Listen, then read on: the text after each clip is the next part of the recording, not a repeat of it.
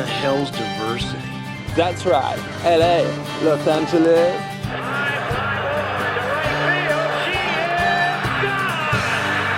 You want to do the man dance?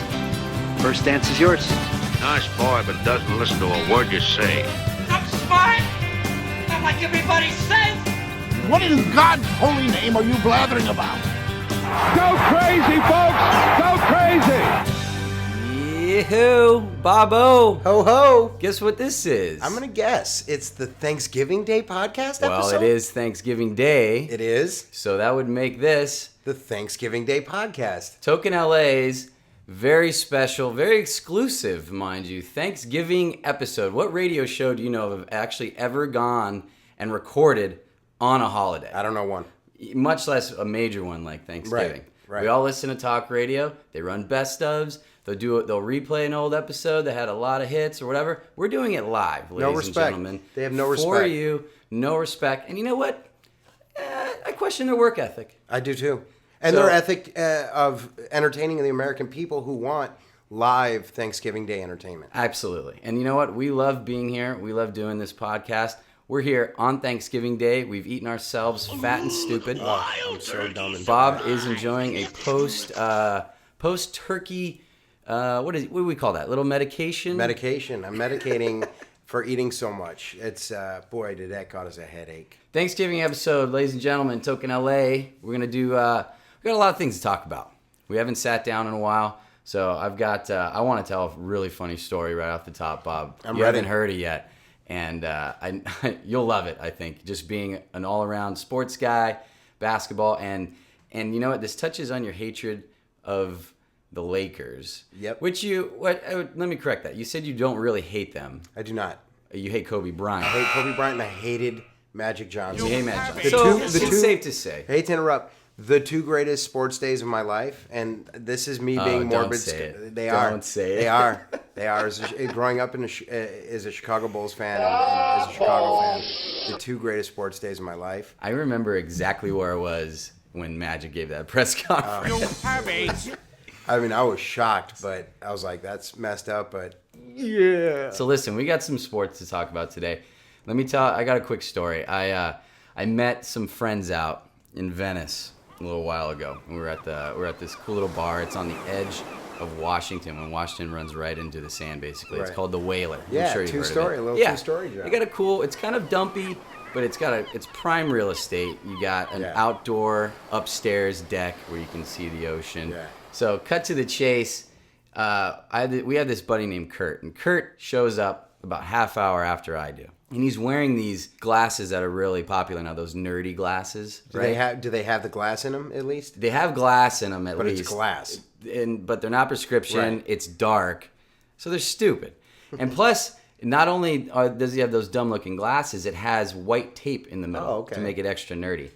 So he shows up, and my buddy Doze turns around and goes, "Oh, you in disguise or something? You hiding out?" And then Kurt goes, jokingly, like, "Hey, this is how I travel. I travel as as my alter ego sometimes." I'd say, "Who's your alter ego? Are you Kurt Rambis?" Nothing. We got a group. We have a group of 6. Only one girl, all dudes. Right. I don't get it. And I don't get one chuckle from my Kurt Rambis. Now let me explain how good of a joke. I'm not saying I'm not that funny. Right. I have my moments. I'm going to disagree. I have like 5 moments a year where I really kind of bring the house Right. down, but it doesn't happen very often. Right. This, I thought for sure was Right. gold, Jerry. It's gold. Right. Because there are so many reasons why it was perfect. One, his name is Kurt. Right, exactly. number 1. His name is Kurt, and he's wearing these glasses. Right. So his alter ego is Kurt Rambis. It's perfect. The problem is, I forgot my surroundings. I forgot the people I was Your with. audience. These aren't sports people. Right. And even less than I am. I'm not a Right. super sports junkie. They have no idea who Kurt Rambis Wow. is. So I'm just standing there. I get up out of my chair. I go, nothing? Arms up. Nothing? Not one thing on that. And I proceed to use the rest of the night explaining every your 15 second minutes, mistake. why that was such a good joke and it was lost and all those idiots. So now everyone's kind of moved downstairs. Kurt and I are still up because there are like 3 pitchers left and we're not going to let them go to waste. Right. So we're going Why to would finish you? them. So I once again, for probably the 20th time, I go, dude, still nothing on the Kurt Rambis joke? He goes, you got to let it go. He goes, no one knows who Kurt Rambis is. And I go, whoa. That's where you're wrong. I guarantee you everyone in this whole place, except for you morons, knows who Kurt Rambis is. He goes, all right, ask somebody. So I go, no problem. And I don't even get up out of my chair. I lean over a little bar that my chair's up against, and I grab this like pudgy little Mexican. I go, hey man, hey. Oh, come on, sorry, like that's sorry. wheelhouse. Yeah, well, I'm gonna go exactly. Wheelhouse. I'm gonna go with my kin on this one. I'm gonna go ahead and take a shot in the dock, and I'm pretty sure this guy knows a little bit about the Lakers. Dude, a Mexican in LA that doesn't know who Kurt Rambis is does not deserve to be a Mexican in LA. Oh yeah, and also he was wearing a Lakers jersey. I'm kidding. Kurt Rambis I'm kidding. So I grab this guy. He's a complete stranger. I go, hey man, I hate to bother you. Just need to prove a point to my buddy. Quick question. He's like, see, yeah, bro, whatever. He's got a drink. He's mangled. So I go, do you know who Kurt Rambis is? He goes, hell yeah, man. Hey, your glasses kind of look like Kurt Rambis. So I just sit there with this huge grin on my face. I don't say anything. I start silently clapping to myself. And I go, hey, here's the best part, buddy. To the stranger, I go, his name's Kurt. And he goes, oh, wait, no shit, man. And he just turns around and walks away. So I go, you happy, Kurt? And he goes, all right, you got lucky. Grab another guy. I do it to another guy. Same thing. Hell yeah, I know Kurt Rambis was the guy who wore the stupid glasses, just like yours.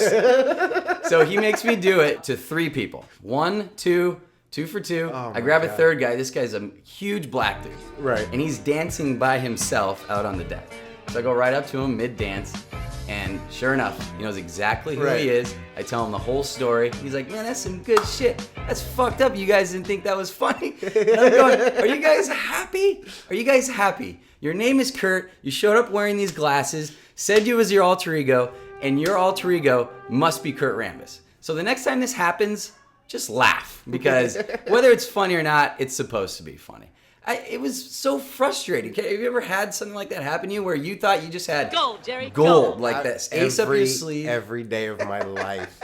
Well, I mean, think about like a time you're on stage and you went into it as prepared as you could possibly be, new material that you know is going to kill, and you stood in front of a bad audience or you just had a bad it's not night. a bad. It's just there was one time I did this. I wrote this piece of like Obama and how he's black and white. So when he got high, the black side came out, and then he would freak out and he would have a conversation with the black Obama and the white part of Obama. Yeah. And, dude, I'm telling you, writing it, I'm like, I'll be on the Tonight Show in like 6 minutes. They're gonna walk me out of the fucking comedy club on their shoulders, going, "Oh, this is the greatest." Dude, I'm telling you, like, nobody even coughed. How long ago was this? Was this fresh into his presidency? It was when Obama was thinking about repealing states' right to marijuana law. Oh, okay. They're gonna repeal the marijuana law. Oh yeah, this is when you were in your anti-Obama phase. I fucking lost my mind. You hated that his was guts. the turning point. That was see, the whole key in my 5 to 6 year relationship with Tony is I wouldn't say I was a bleeding heart liberal. Yeah, you were. Not bleeding heart, because there are certain causes I really don't care about that most Pal. liberals care about. There is no utopia. There is no we can help everybody. Exactly. You're out for yourself. Exactly. Act accordingly. One side deals in reality, no matter how harsh or how heartless it sounds. On both sides. The other side really is pushing for, like you called it, a utopia that just isn't possible. So why are we wasting our time? Anyway, I'm not the biggest Dodgers fan, but they have something exclusive to the game that no other team has anymore. And they have the great one and only Vin Scully. And I think it's as good a time as any for us to have a little Dodger talk in Token Sports with Vin Scully. What do you say there, huh, Vin? Oh, man, I'll tell you. Although our boys this summer are hibernating for the winter, the front office remains vigilant in bringing the good people of Los Angeles and beyond the best Dodgers team money can buy. There's a high strike on the outside corner. New addition Dan Herron and Brendan Harris have both signed big contracts to play for the boys in blue for $162. There's a fastball, misses outside, ball 2. Daniel John Herron, pitching for his sixth team in the major leagues, attended Pepperdine and is a wizard of 5 fastball pitches. Struck 'em out swinging. And I'm just excited for that time in April where our children come and play at the ballpark and enjoy Dodger baseball and all that fresh Zorch smelling on the seats, stinking up the stadium nice. No one does it better, Vin. Vin, you are one of a kind. Go on. Vin, what do you think about the Dodgers' chances this next year? I think adding an arm like Herron. I think an arm like Herron is something you look for in a pitcher who can command with his head a chess game like you can't imagine, much like the way I used to pull ass in the late 30s. What? Vin! Oh, I was the captain of the old Stinkfinger. That's Vin. what they call me, Vin, Stinkfinger Scully. you took a right turn here. Tell me more. A curveball. Well, one of the things I used to do was party it up out in Venice back before there was a whole bunch of houses. And me and this little girl named Marina Del Rey used to play around at the beach. Did you say Marina Del Rey? Yeah, that's what the city's named for. They named it after, no kidding. Yeah, she was quite a filthy one. Got her meat hooks into some dumb sap with a lot of dough. The Dodgers? Yeah. Come to L.A. First team to have a black guy on the squad. Yeah, how about that, huh? That was pretty crazy for me. Back Let in me Brooklyn? tell you, I grew up very close-minded, so it was tough for me to call it and not say bad words. Now, Vin, did you see the movie they just made about Little Jackie? Horseshit. That movie was all It was. horseshit. I agree. It was a piece of shit. I don't understand why people make crap like that or why people watch crap like that. Now, tell me more about Marina Del Rey. Were there any other girls, any other little dames? Well, that used Marina to- introduced me to a young lady I knew as May. Everybody else knew her as Mae West, a girl who grew up on the silver screen, charming the likes from here to the Philippines. Mae West. Come on. Oh yeah, back then she was a real filthmonger. After games, I used to head on over to the Hightower Bay. They had a hotel there out in Santa Monica. And I used to buy her a highball and give her the low ball.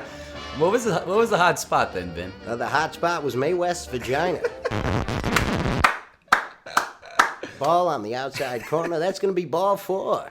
Big year for the Dodgers this year. Vin Scully, ladies God and damn. gentlemen. Man, that guy is amazing. Vin never disappoints. No, He really doesn't. He can turn a trick as He- well as a phrase. Well, LA's great. We have a lot of things to do here. I'm a creature of habit. Right, same. Someone's in town. They want us, and they're not here a lot. I like to take them out and go to places I like, places where I know people who work there. Get a little favor here and there as far as the bill, as far as waiting in line.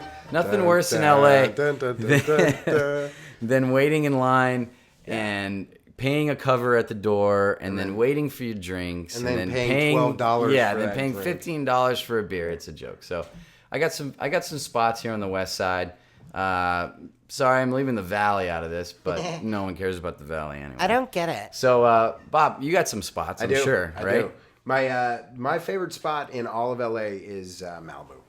Like, that's why I really didn't even I know agree. about Pepperdine. Malibu's amazing. It's just so far. Yeah, but it's completely impractical. But it's like one of those things. If you have the money to live there, where are you going? Yeah, You need to get anywhere. Exactly.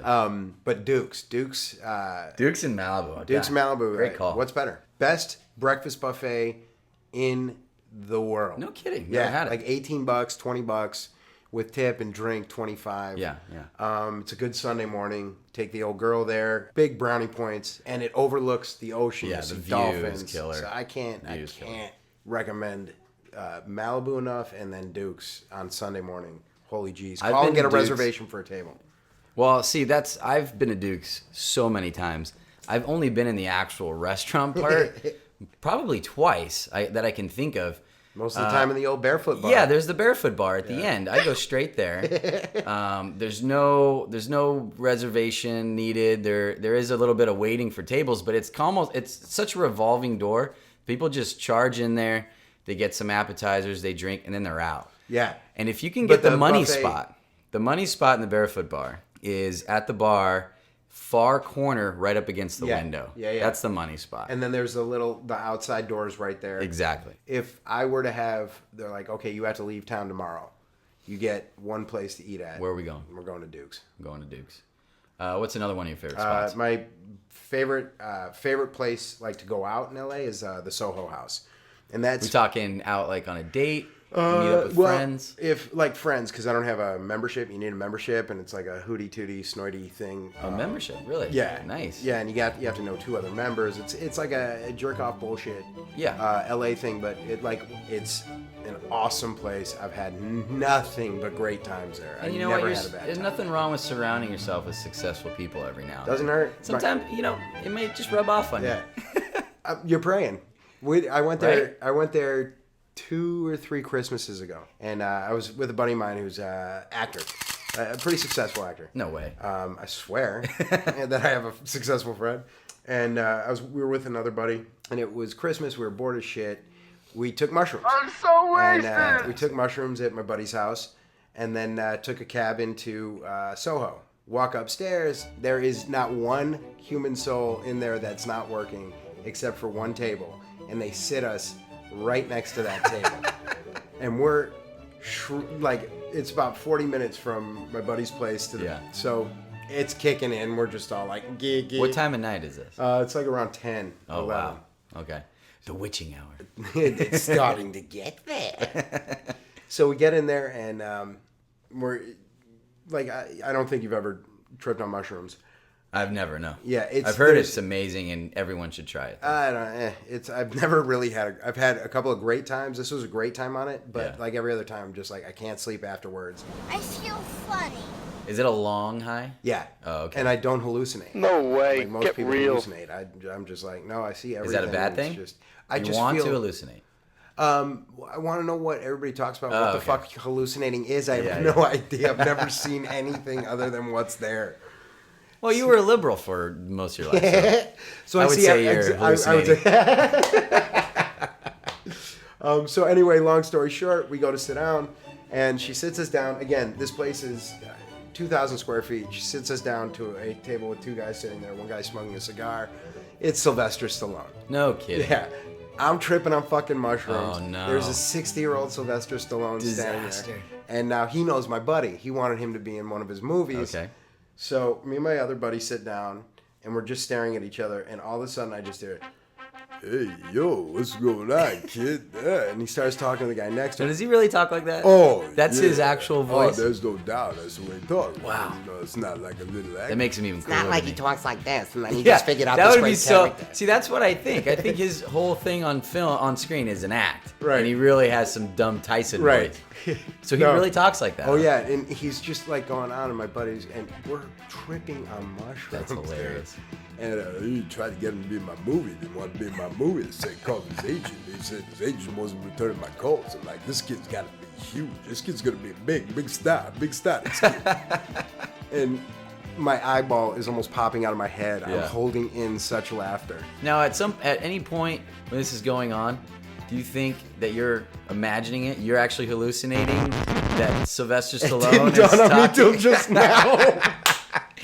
Could this have not really happened? We might not never have left the apartment. Yeah, you guys did. This whole night happened. Maybe I hallucinate better than anybody in the world. In your living room, yeah. So we just discovered that you actually did hallucinate. You hallucinated. You concocted in your head a whole night out in the town with Sylvester Stallone. Dude, I got to tell you, I don't even have any actor friends.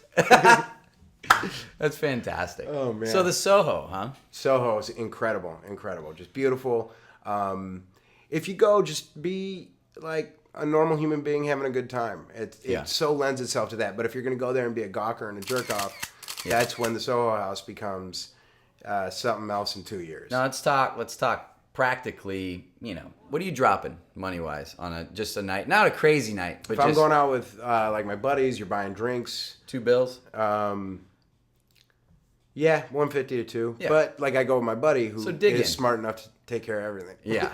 Well, that's it. You go to a place like Soho House, and Go with rich friends. Yeah, you go with some people who can throw the card around, and you can probably drink and eat for free.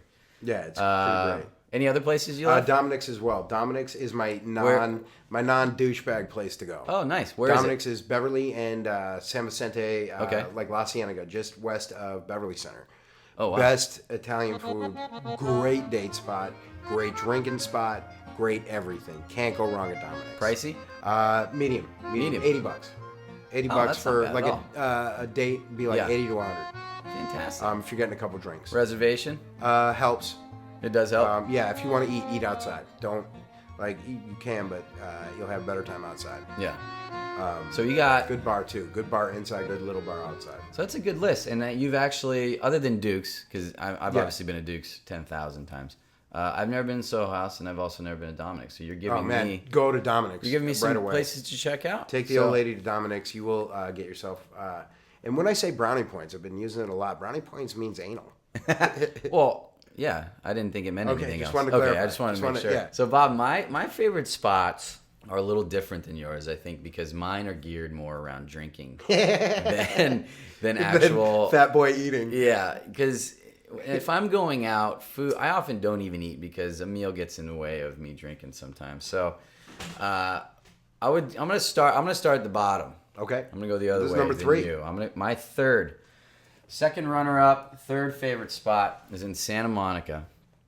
It's it's attached to the really nice, very swanky Fairmont Hotel on Ocean in Wilshire. Yeah. Called the Bungalow. Bungalow. You've been there, I'm Yes, sure. I have. Fantastic Yeah, spot. yeah. Combination outside, inside. The inside rooms have different themes. Like some are really old and swanky. Some are really new and trendy furniture. They have a pool table room. They have a ping pong table outside. Right. I love it. And I only go on Sundays. 6 in the evening. They'll valet your car. It's a little pricey, but you don't have to worry about it. Or you cab it, no big deal. And if you show up that early, it's before the rush because it'll get packed. And you get your pick of where to sit. And believe me, there are places you don't want to sit. They have tables strewn about all over the place outside. You get a nice spot, bar's right there. Play some ping pong, watch the sun go down. You're right there on Ocean. Right. I loved it. You've been there. You probably like it too. Right? Another place I love. I love this place because it's a hidden gem. I love finding spots that no one really knows about. And this place has been in the Century City area for 40 years, and I just found out about it 6 months ago. It's called The Cellar. Yeah, you've talked about it. I haven't been there yet. Yeah, and you've never been there. I need to take you there. It's on Century Park East, just off Santa Monica. It's right there in the heart of that whole executive area. Fox Towers, a bunch. The mall's right there, the outdoor Westfield Mall. Right. Century City Mall. But what it is it takes up the whole bottom floor of one of their executive buildings.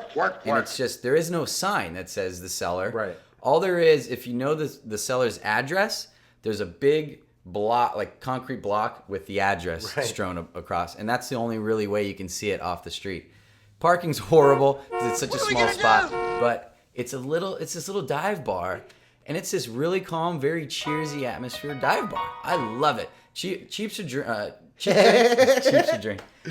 Drinks are really cheap, really strong pours, so you get your money's worth. Right. You get a lot of regulars in there, so it's very much a happy hour, and then it shuts down. It's done at 9. Now they're not booting you out the door at 9 because it's a very friendly atmosphere. It's a dive bar. If you're there and Chris the bartender is closing up, he'll let you stay and drink, and you'll even might pour you. I don't know.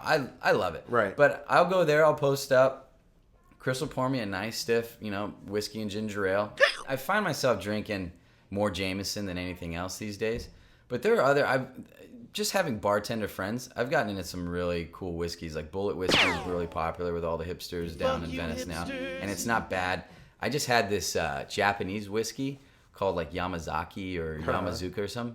Unbelievable. Really? Unbelievable. So smooth. You can drink it neat. You can mix it with ginger ale. They have to be good at everything, don't they? I know, right? Everything they take. Hey, let's make a car. You make the best cars now. We make a really better car. You make it. Oh, you like a whiskey? Oh, we're gonna make a better whiskey. Exactly. They just take it over. Love The Cellar. I gotta take you. I can't. Yeah. I haven't gone down there. Because I also need a place because I don't have TV. I have a TV, but I don't have TV. Exactly. I need places to see the game because that's the only thing I really want to watch on television. Yeah, and are we against TV? Are we against paying for TV? No, I've worked in there? TV long enough to understand that everything that's on TV is on TV for a reason. For instance, Breaking Bad. So that show, becomes that show. Right. And all the success it has, which, it's not surprising. The show's phenomenal. Right. And which bugs me to no end, people describing Breaking Bad. I heard people calling it a phenomenon. Breaking Bad phenomenon. They're interviewing the actors, whether it be Cranston or Aaron Paul or whatever, and they're going, "Did you see? Did you ever think the show had become this phenomenon?" And I'm going, It's not a phenomenon. A phenomenon is something you can't explain. That's so true. When you watch 2 seconds, 10 minutes of Breaking Bad, anyone, no matter what kind of movies or shows you're into, they'll be able to say, "Oh, this show's show. phenomenal." Right. It's got a great cast. Phenomenal. It's phenomenon. No, two different things. It's well casted. It's well acted. It's unbelievably written. Right. And guess what? It's never been done before. Right. This is not a phenomenon. This show was going to do well no matter what. It was good from beginning to end. I watched. Right. Did you watch the whole show? No, I couldn't get into it. I watched.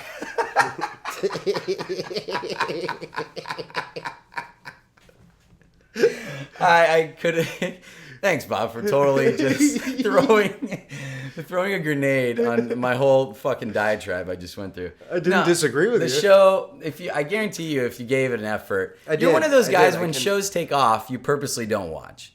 You do that all the time. There are a lot of fun. There are a lot of funny sitcoms that have come and gone, like The Office or Friends or Seinfeld. Actually, you're into, but these shows you fucking hate.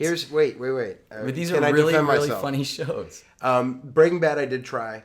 Subject matter. My dad, instilled such a horrible way of being able to quickly see a turn of events. It's the legal mind. My dad was always everything with my dad was legal. Like this could lead to this, and you'll get everything led to you'll be sued. Don't fight the government. Yeah, which to everyone else is called paranoia. That is correct. Yeah. And then the weed has not helped. Oh no. But so I've consequently been able to see things like every relationship I've ever had, like every first date. Like, okay, here's a story that you're already seeing the breakup day. Within the third sentence, like, oh my God, I'm gonna be so sick of this in like 3 months. Oh, Bob. Oh, it's been horrible. My life's been horrible. Bob, the world is missing out on you because you're a catch, man. You're a catch. Trust me, I You're understand. a funny kid. You're good looking enough. I'll take it. You know what? I'll take you're good looking enough over you're not ugly. Oh, totally. It's such a better compliment. I can't tell you how much I appreciate it. That's why I didn't put it that way. I know, I can't tell you. No, I mean, I get it. Breaking Bad, not everyone likes it, but it had success because it was a good show. It's The Sopranos. Look, 10 million people see it. Yeah. 10 million people see it on cable. 20 million people watch 2.5 Men. So, see, to me, it's just the advertising. The success of 2.5 Men is a phenomenon. I can't explain it. I still can't explain it. Because Charlie Sheen, I was talking to a very good friend of mine, and he admitted to me, and he didn't want to admit to me, that he enjoys the show. Like the Charlie Sheen show. See, I hear that from anyone, no matter what I think of them previous. Right. They automatically drop into this group of... No respect. Well, not no respect. It's just, you're not very intelligent to me anymore. Right. If you actually find that show funny and interesting, it's dumb. It's flat out dumb. And writing, the jokes. I told you about the time I kicked that fat girl out of my house because she told me she liked Jimmy Fallon. Oh, yeah, I remember that. That's one of your best stories ever. Oh, man. Sitting there with this girlfriend of mine who I really liked and her fat cousin. Was she a great big fat person? You know, I don't equate fat people with, being mean and grumpy. Yeah. There are plenty of thin, shitty people. Yeah. So they're not mutually exclusive to me. But she was a fat bitch. Yeah. And we're in my house and we're watching TV, and there was another dude there that I don't think I had ever met. And she starts talking about Jimmy Fallon. I'm like, I don't think he's funny. I don't think he's funny at all. I think he's a hack. I think he does one good impression. They promote the shit out of the guy. You do hate Jimmy Fallon. Fallon. And look, I was right. The guy's not funny, but he's been enormously successful. I can't deny his success. He's a phenomenon, do you? He is a phenomenon. I totally understand what he is. He's a prop. He's a perfect prop. He is fucking him vanilla. What late the show Tonight is he Show. Getting? Yeah, Tonight Show. They're handing him Jay the Leno Tonight fought. Show. Jay Leno fought his entire life. He beat David Letterman, who is by far the funniest guy that's ever been on late night.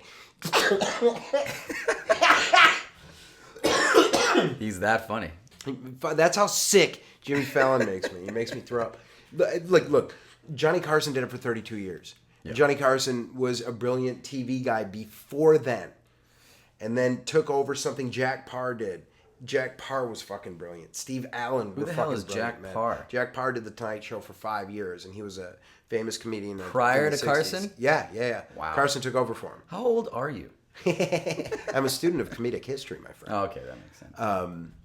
And I'm saying everybody earned it. Yeah. Everybody fucking earned it. Even Jay Leno fucking earned it. I don't care. I can't watch that show. Fallon's a hard worker. No, he's not. He's a hard worker. How? He's not a hard worker? Here's the credits. He was on Saturday Night Live. He laughed a lot in his scenes. Yeah, Then he was in Taxi with Queen Latifah. That always goes over well in SNL. And then he was in Fever Pitch. And now he's got the Tonight Show. Do you understand what I'm saying? Yeah, that's pretty much it. What else did he do? Tell me. Well, he probably had a lot of failures. It doesn't mean he doesn't work hard. Everything he's done. Everything he's done. Yeah. What I realized, I truly realized this 2 years ago when McCourt sold the fucking Dodgers for $2 billion. Yeah. You fail up nowadays. There is no, I worked hard my whole life and I ground my teeth to the stone. I saved a little money here and there, put my kids through school, worked my ass off, and now I can enjoy it. That doesn't exist. You can't work hard and be successful anymore. You only can fail up. If you can go into a company and fuck that company up, you will be rewarded like you can't imagine. So I'm gonna reissue your ACLU card after that soapbox. You don't think that's true? No, man. I thought that guy had a very smart, perfect plan going, and he made one big mistake. He married that awful bitch. If it wasn't for that divorce, he and the Dodgers don't go through that horrible mess. Bottom line is, there are things that happen that are expected, and then there are things that happen that no one see coming. And Breaking Bad was not one of them. Oh, real quick, that fat girl told me she thought Jimmy Fallon was funnier than me, and I was like, get the fuck out of my apartment. Yeah, that's why. That's right. Fat fucking It wasn't that bitch. he was funny, period, alone. Yeah. It was that he was funnier than you. Yeah. Yeah, get the hell out of my house. Get the fuck out. That's all. That was the first of 3 times. Listen, I've you kicked can't people be out of my fat place. and not fun. See, Yeah. Bob, that's not you. I know. You're fun. I pre-cried. I cried too quickly before I let you It finish. was a preemptive cry. No, you can't. When you're a chick and you're fat, you got to be the best time, Ever. and you got to have some skills. Yeah. That make up for your looks. Yeah. You can't be fat and horrible to be around. Everybody are, hates you. A lithe, sinewy, strong young man. A good-looking, attractive young man. Why, You've been thank that you. way since college, I'm sure. Since you burst it out, and even especially when you had the hair. Yeah, even Well, before. you didn't have the confidence yet. I wasn't allowed around girls as a kid, but I Right. was dragging them in and didn't even know. Because little girls are the devil. So the question is, you have to have encountered at least 20 times in your life a fat girl telling you she gives the best blowjob you've ever had in your life. Yeah. And you know what? God How many bless times him. have you fallen for it? All? No, not all. A handful. A mouthful. Literally. So, but God bless them. You know, they get it. They know that they have to bring something else to the table. Yeah. I've been around the girl that you're describing, the fat, ugly girl, Right. who is bringing everyone down around her. Right. First of all, they always are attached to like some smoke show. Yeah. And you don't end up spending any time with this smoke show, Right. because the fat, ugly friend is being a total pill, Right. and keep begging. And in your head When are now, we leaving? you think you have to entertain the fat friend. Yeah. So now you may also inadvertently do the tripwire that now the friend thinks you're interested in. her. Exactly. And the fat, ugly friend who's not a good time, they're the whole reason wingmen were created. You take a wingman out, Right. just in case you start a conversation with some unbelievable woman and she's attached to this horrendous beast. Wingman takes over. That whole situation was created by the fat, ugly, not fun girl. I'm sorry. Chicken wingman. Yeah. I wanted to ask you this question. Like the wingman. Yeah. The wingman, you shouldn't have to tell your buddy to be the wingman. Agreed. And like I've been thinking more and more lately, like what is a friend? Like you've had best friends growing up, you've had friends as an adult, you've had like, and it's strange to me as an adult to make a friend. Yeah. As an adult. Like Yeah. It is weird.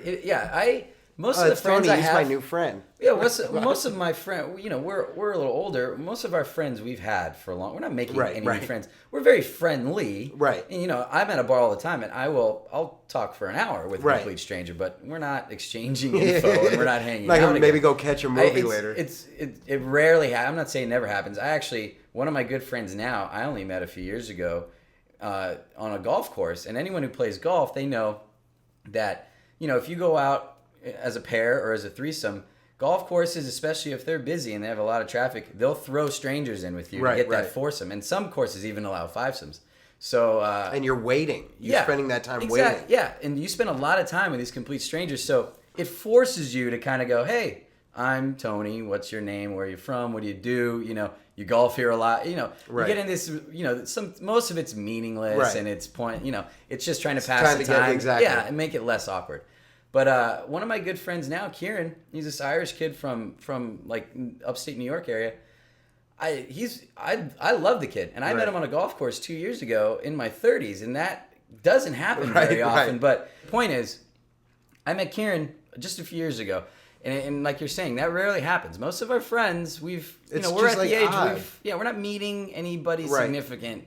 And like even as a kid, it was always weird. Just like, hey, want to hang out at my house? You know what I mean? Yeah, it's like there's this weird, but then you just feel this weird. Friends? I don't even know. Yeah, it's like, okay, you know what? You don't seem like I want to beat you up, and you don't seem like I want to beat you up. Yeah. Like, all right, hey, you like the same stuff I do. Hey, you think I'm funny? Hey, you guys got candy at your house? Well, you were used to getting beat up as a kid, so if another kid was getting beat up too, you guys had something in common right away. We could get the shit beat out of us and then go back to his house. Back then it wasn't called bullying. It was stop being a baby and stick up for yourself. Yeah, now put the pizza down. Son, is someone hurting your feelings? Oh, I meant to bring this up to you the other day. Right now we've got the whole. There's actual people are trying to accuse NFL players of bullying. The most Have you unbelievable. ever heard of anything so asinine? No. NFL teammates bullying each other. It's a joke. So this kid Jonathan Martin who plays for the Dolphins, he's absolutely made a circus out of his team by accusing another player, his league, a comrade, a guy he shares a locker room with, he's probably shared stories with, who's actually, as we've discovered more info, like almost took him. Richie Incognito has taken this Martin kid under his wing. Incognito just has, one of those. He's a Type A personality. He's the dick in the room. He is. But you know what? Everyone loves him on that offensive line. And Jonathan Martin he has a really thin skin. He's got lawyers for parents. Right. That's the key. That's the key. But here's the best part. So every week, the NFL has to make public their inactives list. Right. Who's currently not able to play? Who's on the physically unable, the PUPs list? You know. And that's common knowledge, and that goes out every week. And there's a daily injury report, who didn't practice. Jonathan Martin, for the last few weeks, because of this sideshow that he's created, has been inactive. And they have to list a reason. Usually it's a hamstring, an ankle, or whatever. His is illness. I'm only 3.5 years old. No, it's just illness. Right. That's what it says on the list. It actually says Jonathan Martin did not participate in practice today, and his reason, it's always in parentheses, illness. They have him listed as sick with something. That's how he's listed right now. The guy was just at a football game, a Stanford football game here in LA because they were playing SC, having a grand old time. He doesn't look sick to me. See, I was a kid that I was probably made fun of a lot, but it was all behind my back. And I was either too oblivious to even notice it. Was it because you were the religious kid? And it was a lot of things. Yeah, I was homeschooled. Right. My family was very religious. But you never heard it? No, I was a skinny little nerd who didn't know how to act around people. And the homeschooling is a big part of that. Well, it's no socialization except with your brothers. People ask me about homeschooling. Yeah. People ask me about homeschooling all the time now and whether I would recommend it. I totally recommend it. I think it's a great thing as long as parents don't forget that your kid's ability to socialize is a huge part of life. Right. So you can't keep them shut out. For the rest of their life. My mom, not really, I wouldn't really include my dad. My dad was off, working hard and paying for everything. Right. But my mom did her best to really shut us out, thinking that it was the best for us. Yeah, obviously they always had our best. But that also goes to show you how afraid your mom was of the rest of it. Oh no! Maybe there might have been a little bit of that in there for sure. But she went about it the wrong way. When you shut out kids, the second they get any kind of opportunity to branch out, they'll go way past and they'll make a lot of mistakes. My brothers went off the reservation, off. And I even had, when I went to college, I was on my own. I went a little nuts too. So it's one of those things. There has to be a good balance. I don't know. I think there's some kids who would follow code and Bible verse. Totally. Mama say that happiness is from magic rays of sunshine that come down when you're feeling blue. Parents always have their kids' exactly best interests. So I'm going to take a little bit of what my parents did raising us and, alter it a little bit. It's all your fault. I would love, if I have kids, to homeschool my kids. I would love to do it. Well, here's the thing.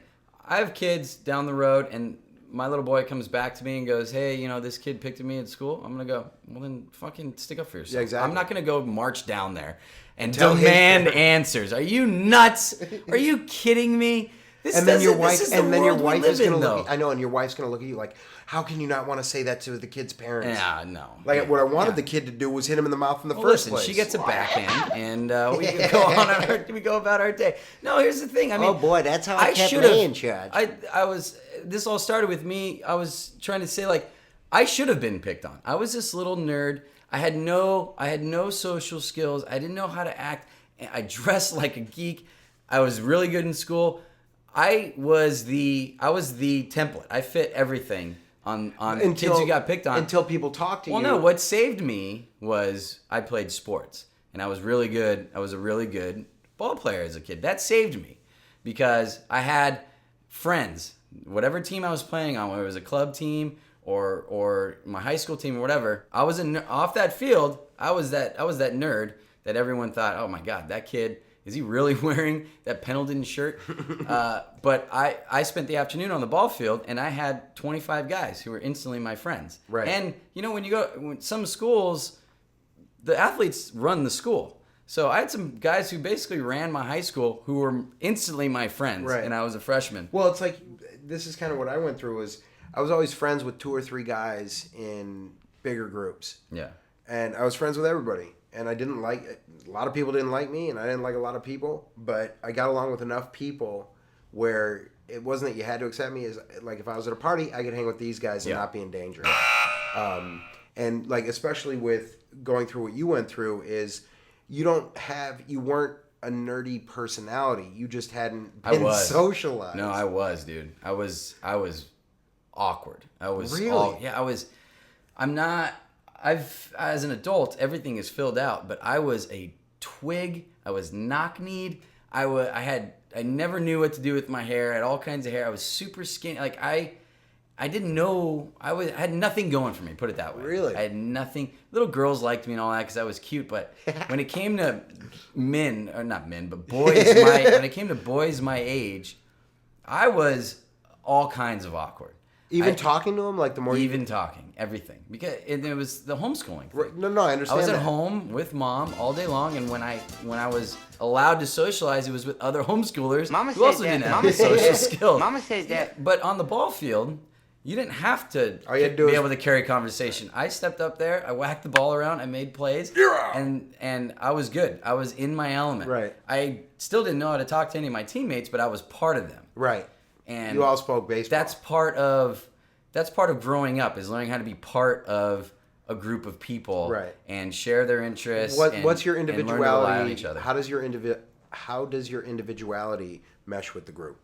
Exactly. You have to. How does it contribute to the exactly group too? Yeah. So that's what growing up is, and how to maneuver in social situations where you don't get along with people and you do get along with. It's like I totally. Well, I can tell you the number one way to not mesh and contribute to any group of people is complain about how mean they're being to you. And this is the whole like reverse thinking.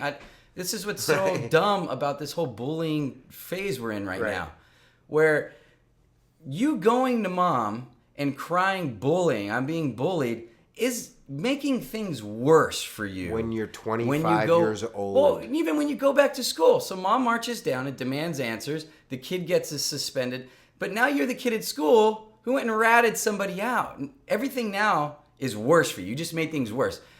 Kids who get picked on don't realize that the way you stop a bully if you want to call them that, if we're insisting on calling bullies, is you don't let it affect you.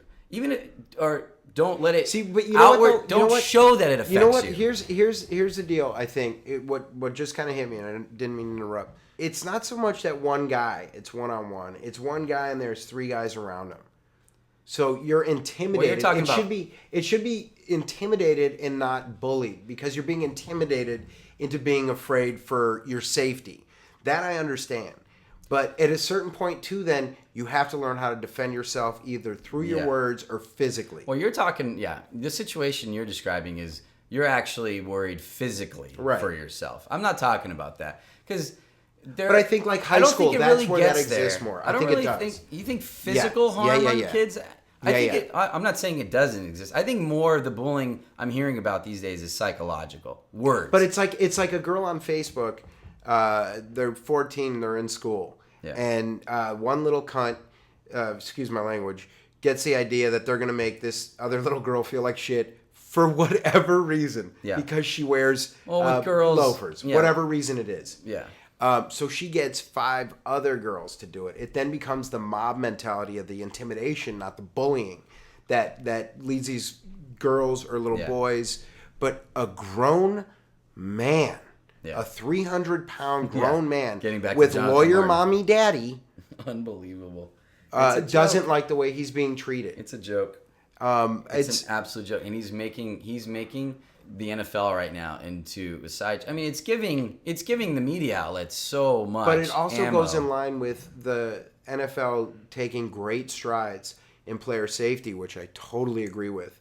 Because I was watching old clips of the way they hit. With the concussions and stuff? Oh, my God, dude. Yeah, but this has nothing to do with this crybaby's No. I'm saying that I agree with. Yeah. Like, what it's coinciding with the last 2 years. From that, yeah. No, what it's doing is now making the NFL look like a bunch of pussies. Yeah. And it's not. Like, the concussion stuff is true. That stuff's real. Those guys walk away crippled, and they only played for 4 years. Yeah. And they die at 57 years old. Well, the bullying thing exists in every level of every society. It exists at my job. It exists at this job. It exists in every form of everything. And for a grown fucking man who's 6'5", 300 pounds to be like, I can't take this. This guy made me pay $50,000 to go to Vegas. I mean,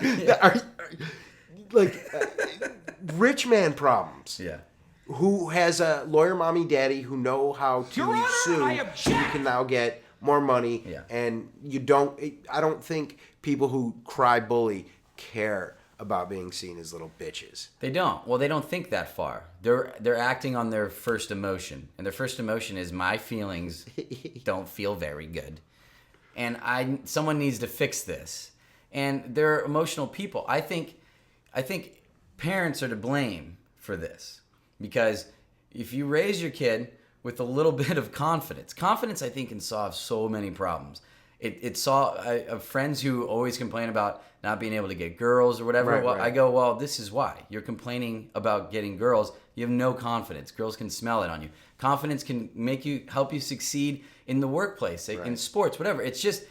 But how believing do you instill believing that you be there, so that you belong there. So how do you instill that? How do you instill confidence in somebody? Just have them be proud. Have them be proud of who they are. Have them be proud to be in your family, and fucking stick around.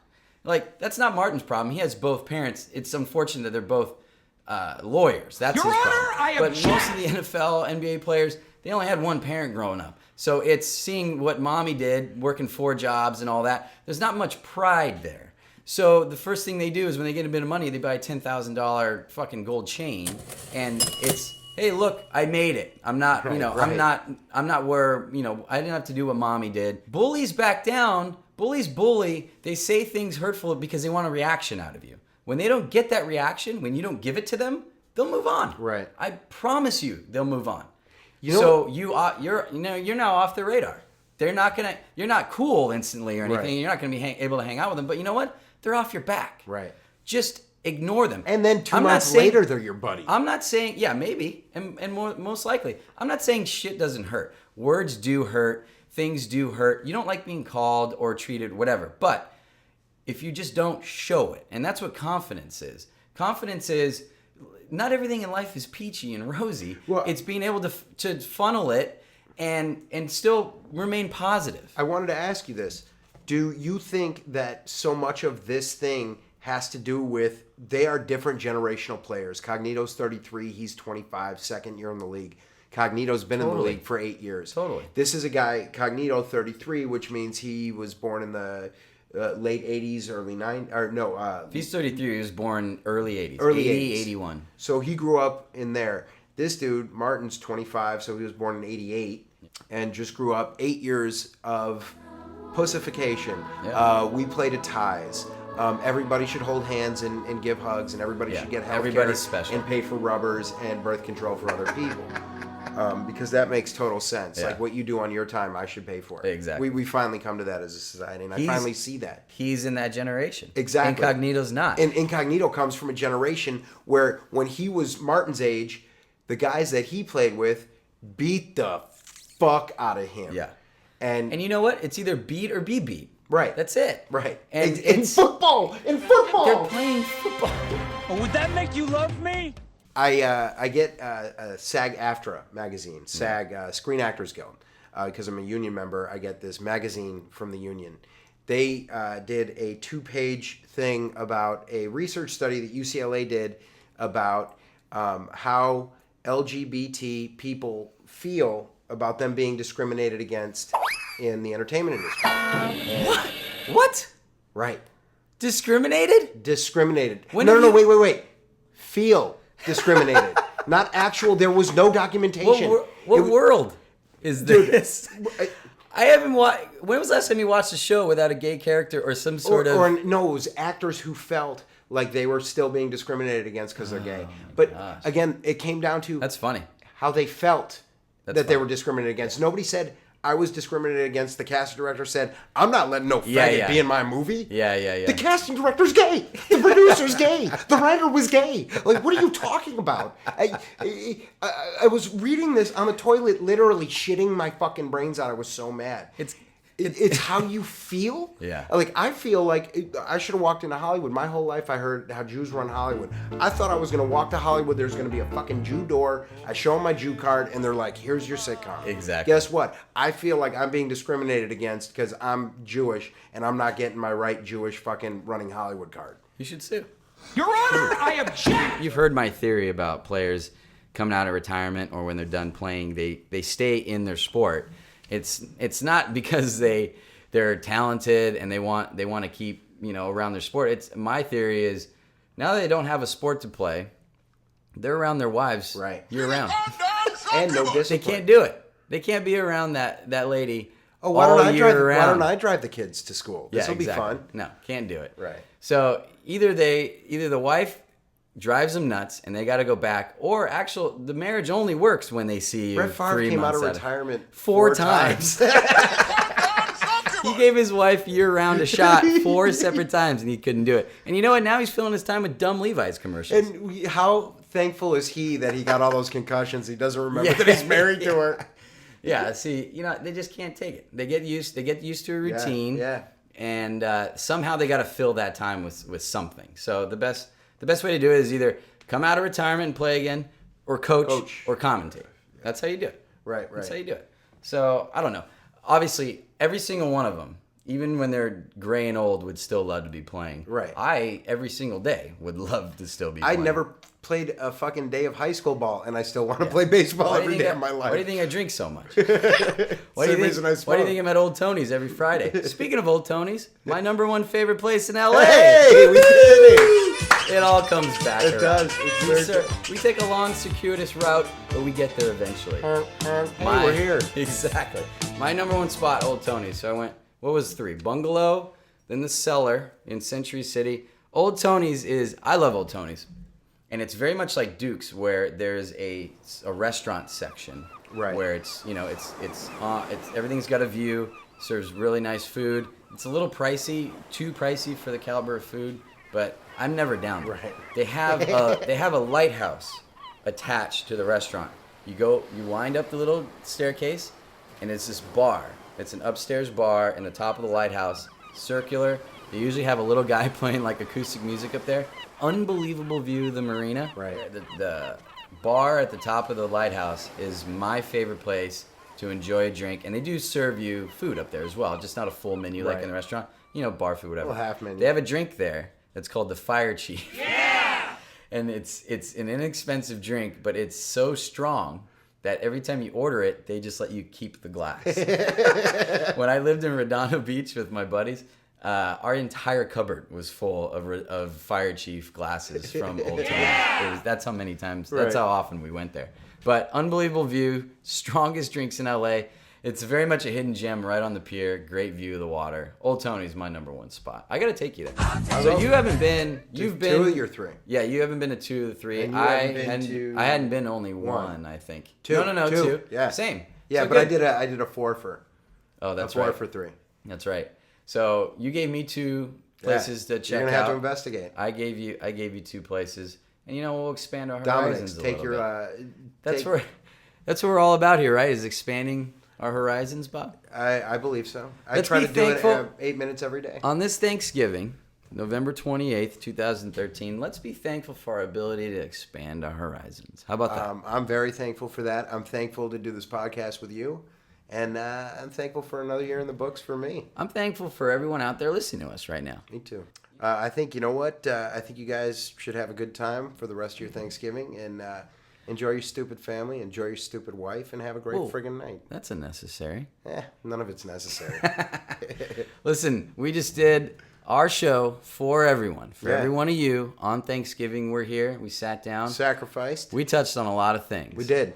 And there are a lot of things to be thankful for. Have a great rest of Thanksgiving with your family. You two out there, you guys have yourself one zorch of a night. And Vin appreciates you tuning in on Thanksgiving night. We'll be back for episode 4. We just wrapped up episode 3. Check us out on our Facebook page, our website, soon to be on iTunes. Thank you very much, everybody. What in the hell's diversity? That's right. LA, Los Angeles.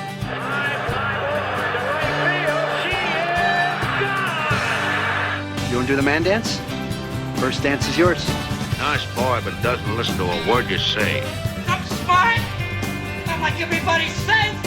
What in God's holy name are you blathering about? Go crazy, folks! Go crazy!